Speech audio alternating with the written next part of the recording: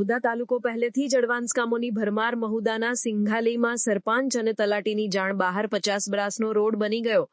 મહુદા તાલુકો પહેલેથી જ એડવાન્સ કામો કરવા માટે પંકાયેલો તાલુકો છે, પણ મહુદામાં કડક છાપ ધરાવતા વિકાસ અધિકારી આવતા એડવાન્સ કામો થવાના બંધ થઈ ગયા હતા. પણ વર્ષોથી એડવાન્સ કામો કરવાની ટેવવાળા અને વગર કામો કરે સરકારને ઉલટા ચશ્મા પહેરાવવાવાળા લાગવગ્યા કોન્ટ્રાક્ટરોએ ફરીથી અધિકારીઓની જાણ બહાર એડવાન્સ કામો કરી સરકારમાંથી બિલો પાસ કરવાના શરૂ કરી દીધા છે, જેની સિંઘલીથી શરૂઆત થઈ ગઈ છે. હાલમાં મહુદાના સિંઘાલી ગામમાં કોન્ટ્રાક્ટર દ્વારા 50 બ્રાસનું એડવાન્સ કામ કરવામાં આવ્યું છે, જે બાબતની જાણ તલાટીને નથી કે પછી સરપંચને પણ કંઈ ખબર નથી. સિંઘલીના સરપંચ અને તલાટી પણ વિચારે છે કે રાતોરાત રોડની સુરત બદલાઈ કેવી રીતે ગઈ, તો રોડ બનવાની જાણ મહુદા તાલુકા પંચાયત કચેરીમાં પણ કોઈને નથી. જ્યારે તપાસ કરાવતા જાણવા મળ્યું કે આ એડવાન્સ કામ કોઈ રાજકીય આકાના ઇશારે કરવામાં આવી રહ્યું છે, તો રોડ બનાવનાર કોન્ટ્રાક્ટર પણ વિશ્વાસથી કહે છે કે હું મારા રૂપિયા પણ કઢાવી લઈશ.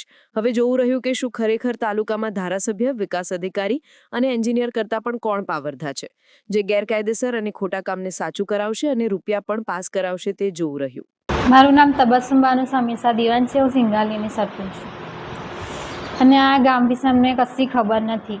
અમે આગે બધી તપાસ કરીને કાર્યવાહી કરીશું. તમે મંજૂર નહોતો, આ રોડ લખેલો હતો તમે? અમને કઈ તો કોણે બનાવ્યો? પંચાયતે મંજૂર કર્યો? શું છે એ બાબતે કે માહિતી? એમાં પંચાયતનું કશું છે નહીં. અમે કાંઈ કર્યું નહીં, અમને કશી ખબર નહીં. પંચાયતને ખબર નથી રોડ બન્યો એની? મારો સિંઘાલી તલાટી છું. સદર જે કામ થયું છે એ બાબતે ગ્રામ પંચાયત સદંતર અજાણ છે. સદર કામ જોઈએ અને યોગ્ય તપાસ કરીને આગળની ઘટતી કાર્યવાહી કરીશું ગ્રામ પંચાયત લેવલેથી.